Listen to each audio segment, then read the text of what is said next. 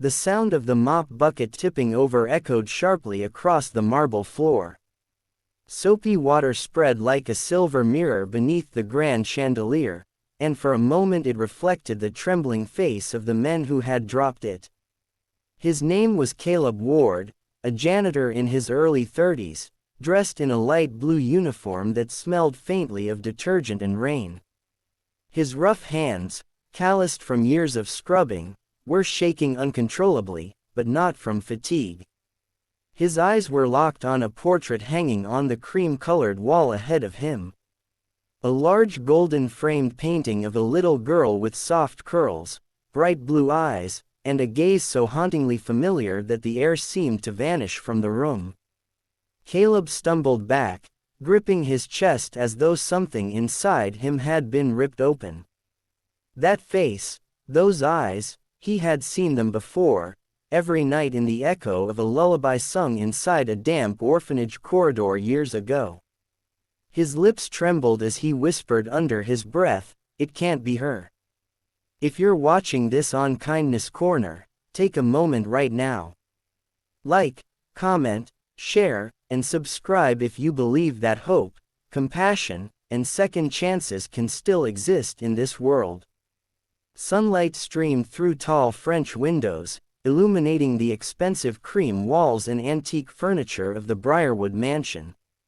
The woman standing across from him, Margaret Vale, was the mansion's owner, a poised art curator in her mid-30s, known for her calm grace and meticulous taste. She stood near a carved table, a porcelain teacup untouched beside her. Her soft blonde hair glowed faintly in the daylight as she looked from the startled janitor to the portrait. The silence between them was heavy, as if time itself had stopped to listen. Caleb couldn't tear his eyes away from the painting. The girl in it looked about 5, maybe 6 years old, the same age as Anna, the orphan who had clung to him years ago when the world forgot about both of them. He remembered her tiny hands gripping his shirt when thunder scared her. The way she smiled even when there wasn't enough food. And how she used to whisper, "You're my only family, Mr. Caleb." He had promised her that he would never leave. But life wasn't kind to men like him. He had gone out one morning, just one, to find work at a nearby repair shop after the orphanage's heating broke down. When he returned, the gates were locked and the building stood eerily quiet. The city had shut it down overnight, scattering the children to better facilities. No one told him where they went. He searched for Anna for years through shelters and city offices, carrying her old ribbon in his pocket. And now that same little face stared back at him from a golden frame in a mansion that reared of wealth and loss. Margaret noticed his trembling hand pointing toward the portrait. She frowned slightly, confusion flickering in her pale blue eyes. To her, this was just a painting, a commissioned piece her late sister had left behind. But to Caleb, it was a heartbeat resurrected.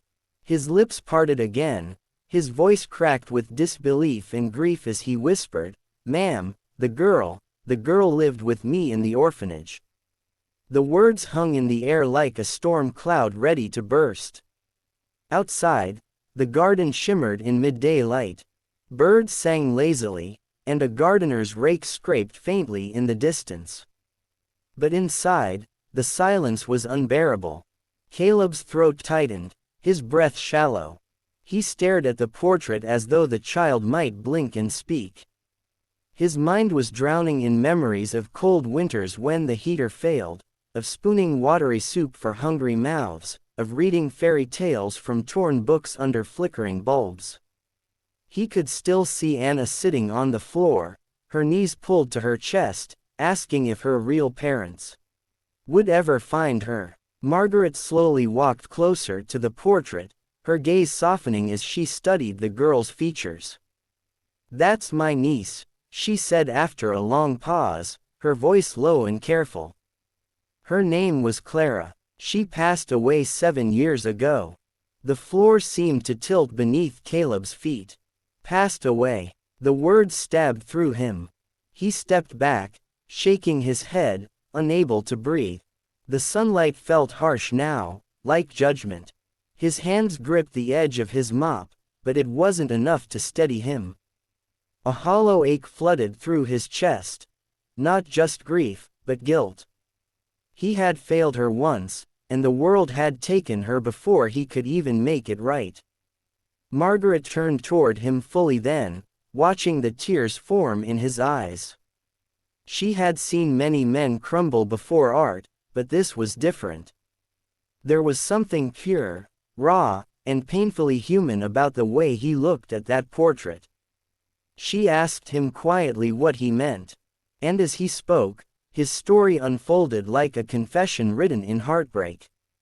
Caleb told her everything about the orphanage, the children, the closures, and the night he realized he was too poor to matter.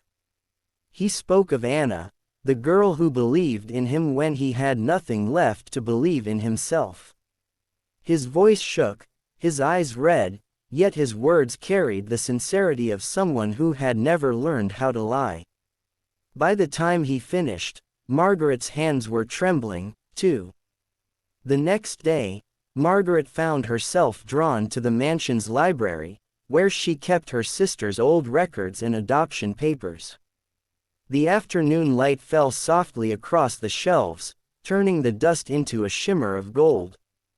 As she opened the folder labeled Clara Vale, she noticed something strange, a discrepancy in the dates. The adoption record showed Clara arriving from a local orphanage that had been shut down under poor conditions the same year Caleb mentioned.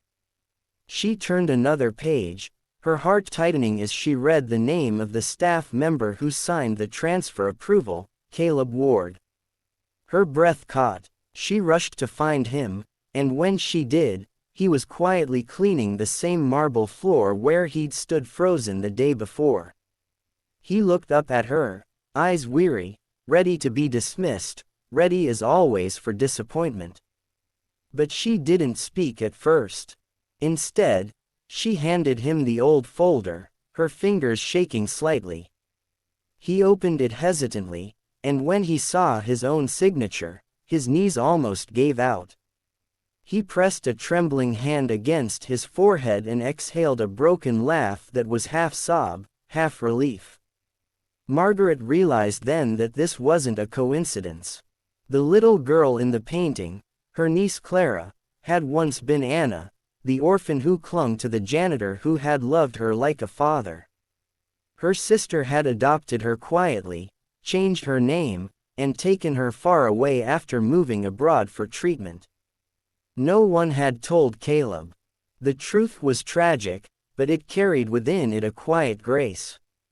The child he had once lost had not died unloved. She had been cherished, educated, and painted beautifully before her illness took her away. Margaret saw the tears streaming down Caleb's face as he touched the edge of the portrait's frame. She whispered softly that maybe, just maybe, the little girl had never forgotten him. Maybe that's why she had drawn a man in a blue uniform in her last sketchbook, one Margaret had never understood until now. The janitor smiled faintly through his tears, whispering to himself, "She remembered me." He didn't ask for money or sympathy. He just stood there quietly, like a man who'd finally found closure in a world that had stolen too much from him. The mansion, once a monument of silence and grief, suddenly felt alive again, as if the girl's spirit was smiling from the portrait, grateful that her two worlds had finally met. If this story touched your heart so far, please take a moment to like, share, and subscribe to Kindness Corner. Your support helps stories like this one reach others who believe in love that never fades. Weeks later, Margaret offered Caleb a full-time position at the estate, not out of pity, but because she said the house needed someone who understood what it meant to care. Together, they restored the mansion's gallery, opening a small wing in memory of Clara, filled with paintings of children from orphanages across the city. Caleb's quiet hands cleaned every frame with care, his heart lighter than it had been in years. Sometimes when he passed by Clara's portrait, he would pause, whisper good night, and smile, not in sorrow, but in peace. Before we end, tell us in the comments, what would you have done if you were in Caleb's place? And as the camera fades out on the golden light pouring through the mansion's tall windows, we see Caleb standing beneath the portrait, his hand resting over his heart, whispering a prayer of gratitude. For the first time in years, he no longer felt like the men who had lost everything. He felt like a father who had finally been found. If this story moved you, please support Kindness Corner. Like, share, and subscribe to keep hope alive and stories that remind us that even broken hearts can still find their way home.